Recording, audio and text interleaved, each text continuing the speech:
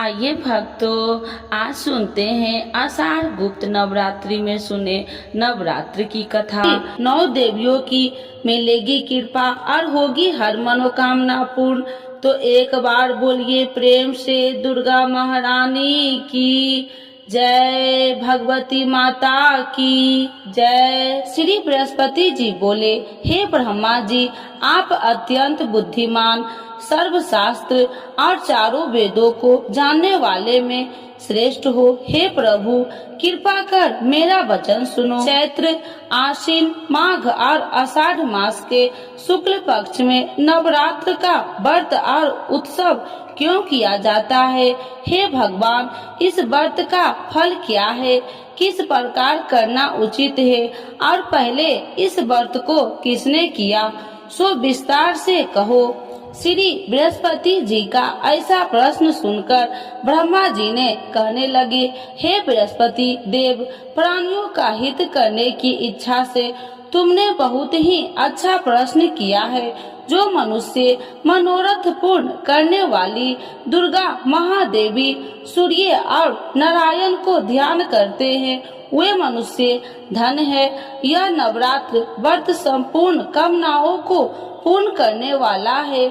इसके करने से पुत्र चाहने वाले को पुत्र, धन चाहने वाले को धन, विद्या चाहने वाले को विद्या और सुख चाहने वाले को सुख मिलता है। इस व्रत को करने से रोगी मनुष्य को रोग दूर हो जाता है और कारागार में पड़ा हुआ मनुष्य बंधन से छूट जाता है। मनुष्य की तमाम विपत्तियां दूर हो जाती है और उसके घर में संपूर्ण संपत्ति आकार उपस्थित हो जाती है। बंधिया और काक बंधिया के इस व्रत के करने से पुत्र हो जाता है। समस्त पापों को दूर करने वाले इस व्रत के करने से ऐसा कौन सा मनोरथ है जो सिद्ध नहीं हो सकता? यदि व्रत करने वाला मनुष्य सारे दिन का उपवास न कर सके तो एक समय भोजन करे और उस दिन बंधावों सहित नवरात्रि व्रत की कथा श्रवण करे। हे बृहस्पति देव, जिसने पहले इस महाव्रत को किया है, उसका पवित्र इतिहास मैं तुम्हें सुनाता हूँ। तुम सावधान होकर सुनो। इस प्रकार ब्रह्मा जी के वचन सुनकर बृहस्पति जी श्री ओम बोले, हे ब्राह्मण, मनुष्य को कल्याण करने वाले इस व्रत के इतिहास को मेरे लिए कहा।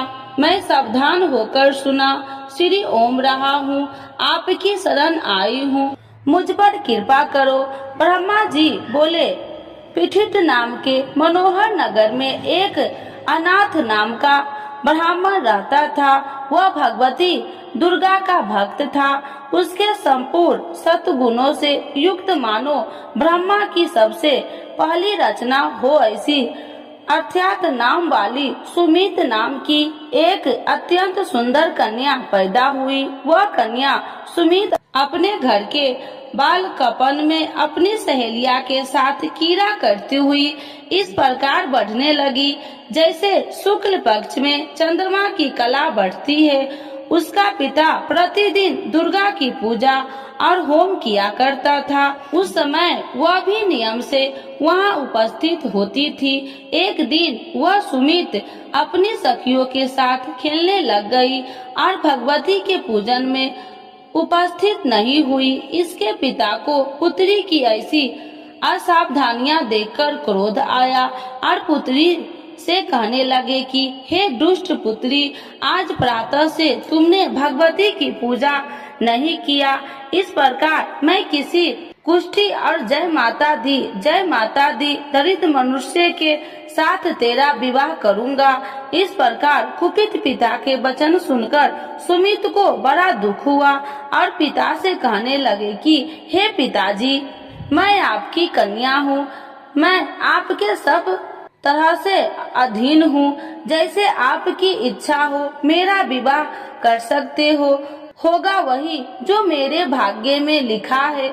मेरा तो इस पर पूर्ण विश्वास है।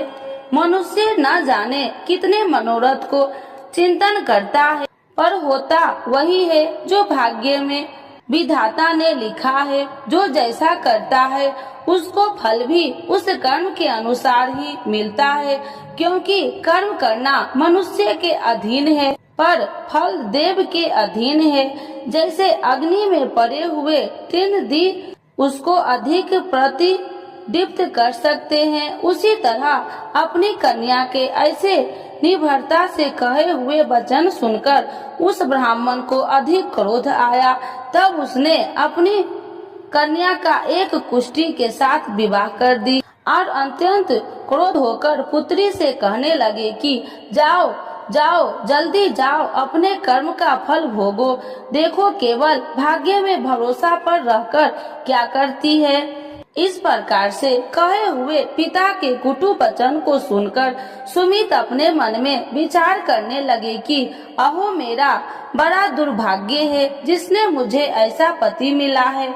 इस तरह अपने दुख का विचार करती हुई वह सुमित अपने पति के साथ वन चली गई और भयानक वन में कुशा युक्त उस स्थान पर उन्होंने वह रात बड़े कष्ट से व्यतीत की। उस गरीब बालिका की ऐसा दशा देखकर भगवती पूर्व पुण्य के प्रभाव से प्रकट होकर सुमित से कहने लगे कि हे ब्राह्मणी, मैं तुम पर प्रसन्न हूँ, तुम जो चाहो वरदान मांग सकती हो। मैं प्रसन्न होने पर मनोवांछित फल देने वाली हूँ। इस प्रकार भगवती दुर्गा का वचन सुनकर ब्राह्मणी कहने लगे कि आप कौन है जो मुझ पर प्रसन्न हुई हो। यह सब मेरे लिए कहा और अपनी कृपा दृष्टि से मुझ दासी को कृतार्थ करो। ऐसा ब्राह्मणी का वचन सुनकर देवी कहने लगे कि मैं आदि शक्ति हूँ और मैं ही ब्रह्मा विद्या हूँ और सरस्वती भी हूँ। मैं प्रसन्न होने पर प्राणियों को दुख दूर कर उसको सुख प्रदान करती हूँ।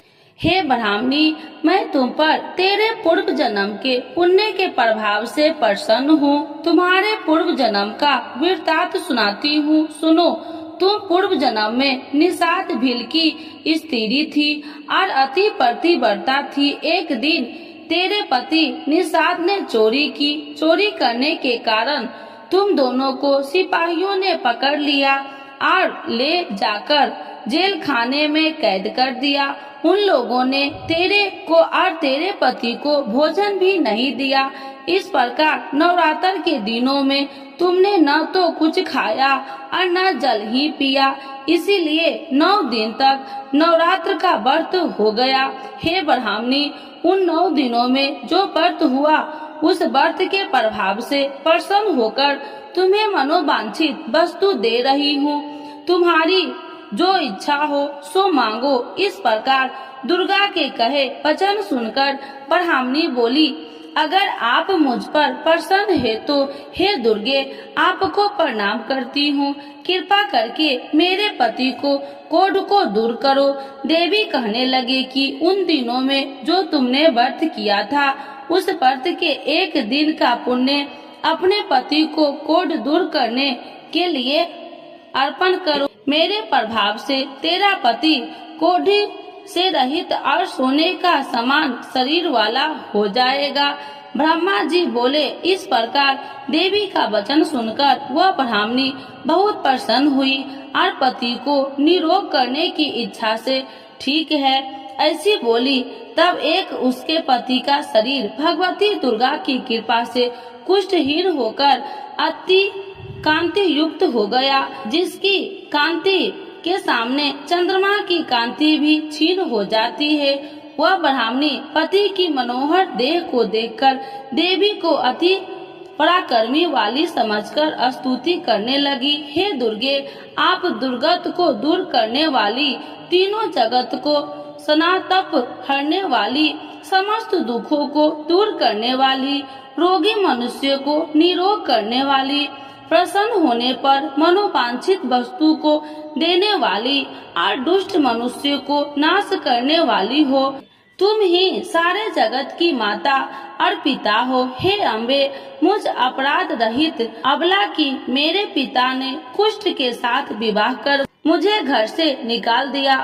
उसकी निकाली हुई मैं पृथ्वी पर घूमने लगी। आपने ही मेरा इस आपत्ति रूपी समुद्र से उद्धार किया है। हे देवी, आपको प्रणाम करती हूँ, मुझ दिन की रक्षा करो। ब्रह्मा जी बोले कि हे बृहस्पति, इसी प्रकार उस सुमित ने मन से देवी की बहुत स्तुति की। उससे की हुई स्तुति सुनकर देवी को बहुत संतोष हुआ और ब्राह्मणी से कहने लगी कि हे ब्राह्मणी, तुम्हारे उद्याल नाम का एक अति बुद्धिमान, धनवान, कार्तिवान और जितेंद्रिय पुत्र शीघ्र ही होगा। ऐसा कहकर वह देवी उस ब्राह्मणी से फिर कहने लगी कि हे ब्राह्मणी, और जो कुछ तेरी इच्छा हो वही मनोवांछित वस्तु तुम मांग सकती हो। ऐसा भगवती दुर्गा का वचन सुनकर सुमित बोली कि हे भगवती दुर्गे, अगर आप मेरे पर प्रसन्न है तो कृपा कर मुझे नवरात्रि विधि बताइए। हे दयावती, जिस विधि से नवरात्र व्रत करने से आप प्रसन्न होते हैं, उस विधि और उसके फल को मेरे लिए विस्तार से वर्णन करें। उस प्रकार ब्राह्मणी के वचन सुनकर दुर्गा कहने लगी कि हे ब्राह्मणी, मैं तुम्हारे लिए संपूर्ण पापों को दूर करने वाली नवरात्र व्रत विधि को बतलाती हूँ, जिसको सुनने से तमाम पापों से छुटकारा, मोक्ष की प्राप्ति हो जाती है। आश्विन मास के शुक्ल पक्ष की प्रतिपदा से लेकर 9 दिन तक विधि पूर्वक व्रत करे। यदि दिन भर का व्रत न कर सके तो एक समय का भोजन करे। पढ़े लिखे ब्राह्मणों से पूछकर घट स्थापना करे और वाटिका बनाकर उसको प्रतिदिन जल से सींचे।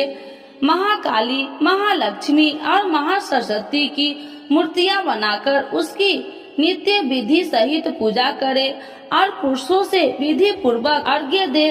बिजोड़ा के फूल से अर्घ्य देने से रूप की प्राप्ति होती है। जय फल से कीर्ति, दाख से कार्य की सिद्धि होती है। आंवले से सुख और केले के भूषण की प्राप्ति होती है।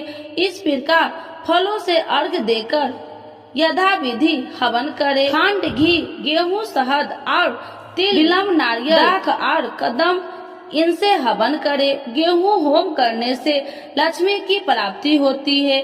खीर व चंपा के पुष्प से धन और रत्नों से तेज और सुख की प्राप्ति होती है। आंवलों से कीर्ति और केले से पुत्र हो। कमल से राज, सम्मान और दुखों से सुख संपत्ति की प्राप्ति होती है। व्रत करने वाला मनुष्य इस विधान से होम कर आचार्य को अत्यंत नम्रता के साथ प्रणाम करे और यज्ञ की सिद्धि के लिए उसे दक्षिणा दे। इस महाव्रत को पहले बताई हुई विधि के अनुसार जो कोई करता है उसके सब मनोरथ सिद्ध हो जाते हैं। इसमें तनिक भी संशय नहीं है। इन 9 दिनों में जो कुछ दान आदि किया जाता है उसका करोड़ों गुना फल मिलता है। इस नवरात्रि के व्रत से अश्वमेध यज्ञ का फल मिलता है। हे ब्राह्मणी, इस संपूर्ण कामनाओं को पूर्ण करने वाले उत्तम व्रत को तीर्थ, मंदिर अथवा घर में ही विधि के अनुसार करे। ब्रह्मा जी बोले कि हे बृहस्पति देव, इस प्रकार ब्राह्मणी को व्रत की विधि और फल बताकर देवी अंतर ध्यान हो गई। जो मनुष्य या स्त्री इस व्रत को भक्ति पूर्वक करता है वह इस लोक में सुख पाकर अंत में दुर्लभ मोक्ष को प्राप्त होता है। हे बृहस्पति देव, यह दुर्लभ व्रत का महात्म्य मैं तुम्हारे लिए बतलाया है।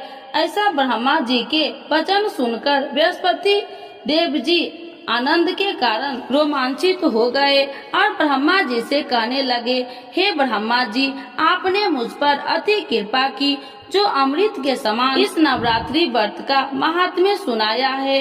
हे प्रभु, आपके बिना और कोई इस महात्म्य को सुन सकता है। ऐसा बृहस्पति जी के वचन सुनकर ब्रह्मा जी बोले कि हे बृहस्पति देव, तुमने सब प्राणियों का हित करने वाले इस व्रत अलौकिक व्रत को पूछा है, इसीलिए तुम धन्य हो। यह भगवती शक्ति संपूर्ण लोकों को पालन करने वाली है। इस महादेवी के प्रभाव को कौन नहीं जान सकता है। तो एक बार बोलिए प्रेम से दुर्गा महारानी की जय, नव दुर्गा माता की जय, भगवती माता की जय।